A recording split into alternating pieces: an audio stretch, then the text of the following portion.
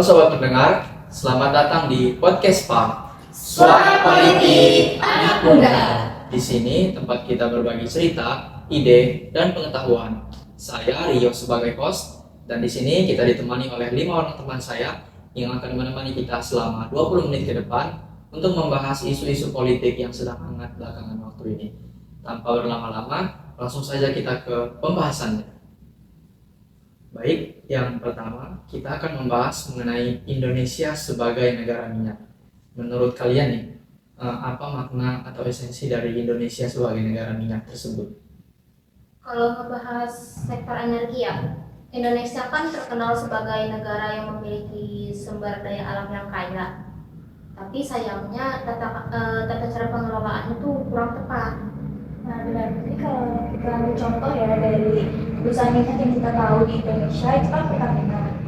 Dan didirikannya dari tahun 1957. Kalau misalnya dibanding sama perusahaan minyak dari negara sebelah, negara Malaysia, yaitu Petronas, didirikannya dari tahun 1974. Tapi kenapa sih Pertamina itu malah lebih sering rugi, sedangkan seperti yang kita tahu Pertamina itu lebih dulu didirikan daripada Petronas. Dan juga sih, kok bisa sih Pertamina tuh lebih rugi daripada Petronas gitu? Dan juga kenapa harga Petronas itu bisa lebih murah daripada Pertamina? Nah, jadi dari yang pernah aku dengar nih ya, katanya kenapa Petronas itu harganya lebih murah itu dibandingkan dengan Pertamina, itu karena sistem pemerintahnya juga. Karena kan Petronas itu di bawah presiden gitu ya. Dan juga Petronas itu tidak ada campur tangan atau intervensi dari pihak luar yang membuat harganya juga lebih terjangkau. Nah, sedangkan si Pertamina sendiri itu kenapa banyak ruginya? Itu karena banyak campur tangan gitu dari pihak luar, sehingga menyebabkan hal tersebut. Setuju banget dari pendapat Dona tadi. Dari yang aku baca-baca juga dari artikel, ada beberapa orang menyebutkan kalau minyak Indonesia itu, minyak mentah ya, minyak mentah Indonesia itu sangat buruk gitu. Kemudian itu juga minyak mentah tersebut harus diimpor ke luar negeri yang berbasis di Singapura, dan itu juga kilang minyak di Singapura tersebut adalah kilang minyak swasta, sehingga menyebabkan pengeluaran Indonesia yang sangat banyak gitu. Dan aku juga bingung kenapa Indonesia nggak bangun kilang minyak sendiri. Berarti Indonesia ini bisa dibilang sebagai negara yang kaya sumber daya minyak dan merupakan bisa dibilang produsen minyak mentah lah yang terbesar di kawasan Asia Tenggara.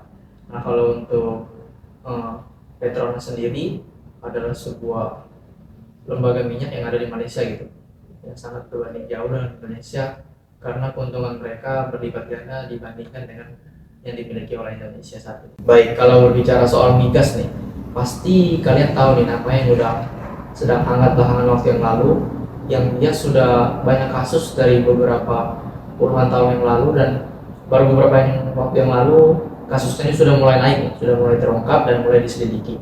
Nah, kalian tahu nggak sih siapa sih sosok tersebut? Oh, itu si Riza Maulid itu ya? Oh iya, Riza Maulid itu. Menurut pemahaman kalian nih, dari yang kalian baca dan yang kalian pahami, siapa sih Riza Maulid itu? Kalau aku lihat dari berita sih, Rizal Maulid ini dia tuh udah beroperasi dari zaman Presiden Soeharto, dan dia tuh baru ditetapkan tersangka di zaman Prabowo ini. Jadi dia udah beroperasi selama 30 tahun lah kira-kira. Oh iya, sudah cukup lama. Lama banget lah. Banyak yang nyebut dia tuh apa ya, punya pengaruh yang besar karena koneksi daya yang luas. Oke, berarti dari yang kita tahu kan dia jaringannya luas kan ini. Berarti itu mungkin jadi satu faktor atau suatu pemicu atau celah lah ya, celah buat dia itu melakukan tindakan korupsi gitu. Iya, benar. Berarti karena dia memiliki jaringan yang cukup luas gitu ya, baik di bidang bisnisnya maupun di bidang yang lain gitu. Iya, dan juga si Riza Khalid ini kan dia sudah mulai berbisnis ya dari usia muda gitu. Dia berbisnis di bidang minyak dan gas. Jadi dia tuh punya banyak pengalaman gitu di sektor ini. Oke, baik. Berarti Riza Khalid ini udah cukup lama ya ikut terjun di dunia migas ini, sudah sejak muda. Nah, kalau beberapa waktu yang lalu kan dia tuh sempat naik kasusnya dikarenakan kontroversi yang dilakukan tuh sudah mulai terungkap gitu sejak masa lalu. Nah, menurut pemahaman kalian, kontroversi Riza Khalid ini bagaimana sih? Mulai dari dananya dulu deh, gimana? Kalau dari dana sih, dari berita yang tersebar tuh kerugiannya udah nyampe 285 triliun. Jadi udah lumayan banyak banget sih. Kalau gitu 285 triliun itu kan yang masih terdeteksi oleh penggabungan atau KPK lembaga gitu, dan itu pun masih ada yang belum terdeteksi gitu. Pasti itu lebih banyak dari 285 triliun tersebut, dan itu bukan jumlah yang sangat sedikit gitu. Dengan dikesampingkannya dana tersebut, kita juga dapat kerugian dari sumber daya alam kita, di mana tergerusnya mentah kita, dan rehabilitas yang sumber daya alam yang sangat tamak juga. Berarti sudah banyak, sudah banyak yang dikorbankan gitu dari kasus tersebut. Ya betul, dan juga dari yang aku dengar-dengar ya, anaknya itu juga terlibat gitu. Tapi dia mengakui bahwa ayahnya itu tidak terlibat sama sekali.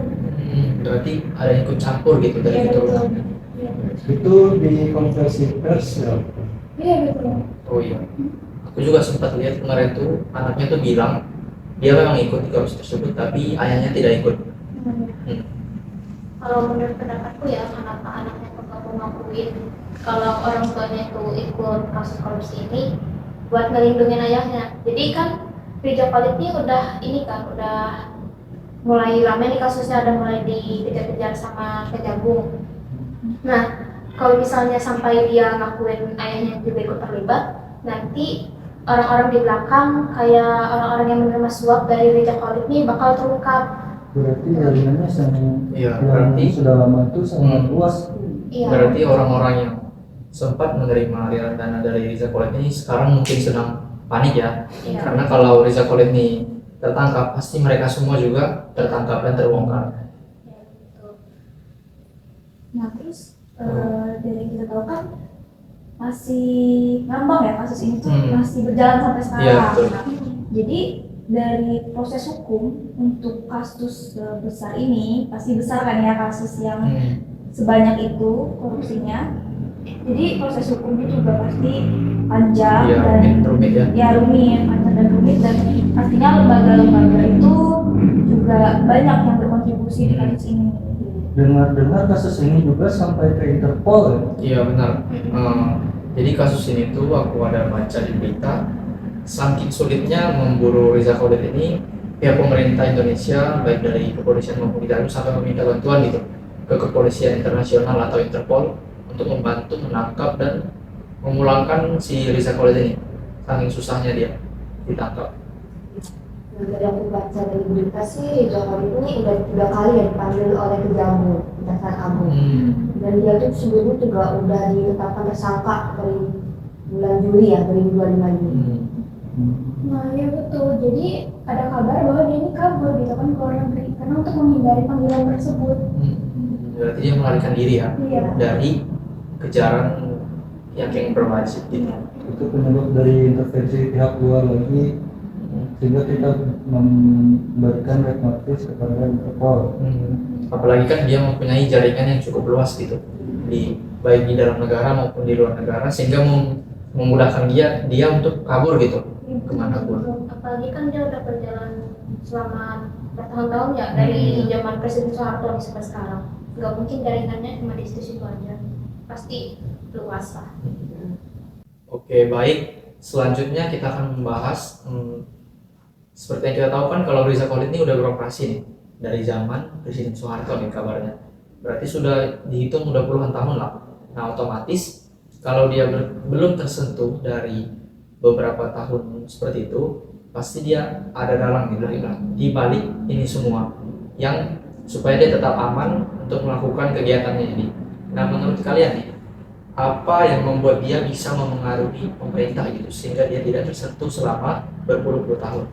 Nah ya, jadi kalau menurut aku sendiri ya, kenapa si Riza Khalid ini bisa mempengaruhi pemerintah, itu tuh ada faktor utamanya. Jadi kenapa dia bisa mempengaruhi pemerintah itu karena dia itu mempunyai jaringan atau koneksi yang luas. yaitu di dalam negeri dan juga di luar negeri. Berarti sudah cukup banyak yang koneksinya. Nah ya betul. Oh iya ya benar. Kan kekuatannya Reza Khalid ini datang dari koneksi dia yang luas ya. Kan selama bertahun-tahun dia udah ngebangun koneksi atau jaringan dengan berbagai figur yang memiliki kekuasaan. Karena Rizal Khalid ini kan juga seorang pengusaha kan, jadi dia tuh punya koneksi juga ke orang lain, jadi dia tuh bisa jadi perantara antara para pengusaha ini dan juga pejabat nih. Jadi dia tuh anggapannya kayak punya pengaruh lah, karena dia ini punya koneksi dan juga informasi yang dia punya. Dan juga dia tuh kan punya dana ya yang banyak, jadi dia tuh bisa mempengaruhi pemerintah dengan mengambil kuasa gitu. Oh, berarti Betul. berarti dengan duit yang dia punya, dia bisa gitu ya, ya sedikit Ya, memberi ikut campur lah Ya, di dalam kuasa. pemerintahan gitu. Setuju. Ibaratnya gini gak sih, kayak lo punya duit, lo punya kuasa. Nah, Gitu. Jadi belum punya kuasa. Nah, baik, berarti cukup rumit lah bisa dibilang bagaimana Reza Khalid ini dapat mengaruhi pemerintah. Yang pertama karena dia mungkin punya jaringan gitu atau orang-orang penting yang dekat dengan dia sehingga dia bisa ikut campur gitu. Terus yang namanya dia juga bos kan, pasti dia mempunyai dana yang tentunya sangat diperlukan gitu dalam pemerintahan. Oke, baik, selanjutnya kita akan membahas tentang pendapat kalian nih, tentang asumsi kalian pribadi, bagaimana kasus ini dapat memengaruhi negara kita Indonesia nih. Menurut pendapat kalian sebagai generasi muda, kasus ini bagaimana nih? Baik secara ekonomi mungkin atau secara sosial itu bagaimana? Menurut pandanganku dari kasus ini membuktikan kalau tata kelola negara kita tuh sangat buruk. Benar. Dari yang tata kelola minyak mentah tersebut dan kilang minyak kita sendiri yang sampai hingga saat ini belum dibangun-bangun, itu pun sangat merugikan negara kita. Seperti yang dibilang Pak Purbaya kemarin ya, kenapa Indonesia belum buat kilang minyak? Benar kan? Ada di video yang viral beberapa waktu yang lalu. Tapi banyak yang di website tersebut tuh ngatain kalau sumber daya manusia kita juga belum mumpuni gitu, Iya. sehingga menjadi pembelajaran kita buat meningkatkan intelektual negara kita. Kita sebagai generasi muda, tentunya kita yang akan meneruskan keberlangsungan negara kita. Terus juga dampak itu pastinya bakal berpengaruh juga kan ke masyarakat kecil gitu. Dan juga pada saat itu pastinya masyarakat tuh bakal kesusahan dapat BBM karena kan jadi langka gitu. Nah ya betul, jadi kan di Pertamina ini juga ya kan harga jualnya itu kayak nggak wajar lah gitu ibaratnya, tinggi gitu dari yang seharusnya. Nah dari sini tuh jadi banyak timbul sebuah protes gitu dari masyarakat luas.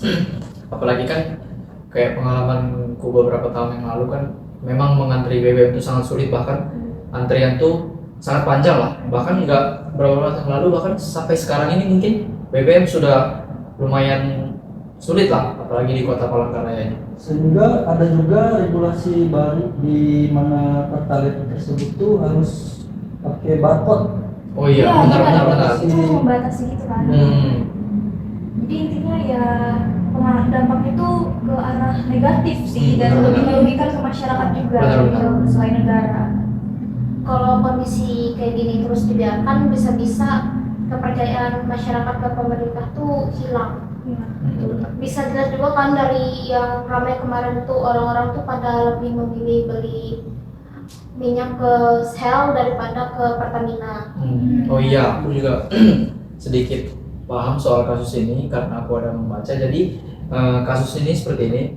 Jadi karena pihak Pertamina ini merasa kalah saing dengan Shell, jadi mereka menetapkan peraturan yang dimana Shell itu harus membeli stok minyak dari Pertamina, dan yang dimana stok minyak tersebut kan Shell tidak percaya nih tentang keasliannya atau kondisinya bagus atau tidak. Jadi Shell tidak mau, dan oleh karena itu karena Pertamina ini adalah di bawah pemerintah, mereka membuat keputusan gitu supaya Shell ini harus angkat kaki gitu dari Indonesia, sehingga mengakibatkan masyarakat Indonesia marah pada saat itu karena mereka kan tahu kalau Shell ini salah satu tempat untuk mengisi bahan bakar yang paling jujur, yang paling bersih dan paling bagus lah di mata masyarakat. Jadi itu juga membuat masyarakat semakin kehilangan kepercayaan kepada pihak pemerintah karena sudah mengintervensi pihak Shell gitu. Sebenarnya masyarakat Indonesia ini butuhnya kejujuran aja sih. Benar. Kalau dilihat kan Shell tuh lebih mahal ya daripada ini Pertamina. Tapi karena kualitasnya bagus, tapi masyarakat mau. Iya. Dan ini juga peran penting dari Menteri SDM kita. Benar juga. sekali, Pak Bahlil ya. Iya, Pak Bahlil. Ya, betul. Iya, betul. Baik, mungkin jadi kesimpulannya dari pendapat kita semua pada saat ini, kalau ya untuk sistem migas ini ya sudah cukup buruk lah di Indonesia ini. Ini tentunya juga menjadi PR dari Menteri SDM dan juga pemerintah untuk memperbaiki sistem yang sudah lama rusak ini, dan juga untuk melakukan penegakan lah kepada pihak-pihak yang sudah merusak semua sistem ini. Baik, selanjutnya kita akan masuk ke pembahasan terakhir tentang saran dan mungkin ya pendapat kalian lah, solusi apa yang bisa dibuat pemerintah untuk mencegah lah supaya kasus-kasus seperti ini bisa terjadi, supaya bisa tidak terulang lagi gitu di negara kita tercinta ini. Kalau dari menurut aku ya, pemerintah dan BUMN itu bisa memperbaiki sistem lah dengan mengadakan proses pengadaan, kontrak ataupun negosiasi supaya perusahaan itu enggak dikuasai oleh satu kelompok aja. Jadinya enggak ada gitu kayak korupsi gitu lah pokoknya. Jadi transaksi itu jadi lebih transparan lah, jadi diketahui. Jadi transparansi ya intinya. Ya, Jadi diperlukan transparansi gitu di setiap sistem yang ada di Indonesia ini. Mungkin yang lain? Kalau dari aku ya harus ada perbaikan menyeluruh dari segala sistemnya tuh. Pemerintah tuh perlu lebih tegas lagi buat menutup celah biar oknum-oknum yang ya mafia-mafia gitu ya enggak bisa ikut-ikutan mengatur kebijakan gitu lah. Berarti kayak reformasi gitu lah, reformasi total gitu, perubahan total dari seluruh sistem yang ada di Indonesia, khususnya di bidang migas ini. Iya, biar gak ada orang luar yang ikut-ikutan ngatur gitu Iya, lah. kalau bisa kan anak muda kita sendiri gitu yang langsung Iya, ikut iya. mengaturnya. Selain reformasi juga kita juga harus fokus terhadap kasus-kasus yang terjadi belakangan tentang korupsi. Benar-benar. Lebih peka gitu ya. Iya. lebih peka. Harus lebih tegas juga nih pemerintah.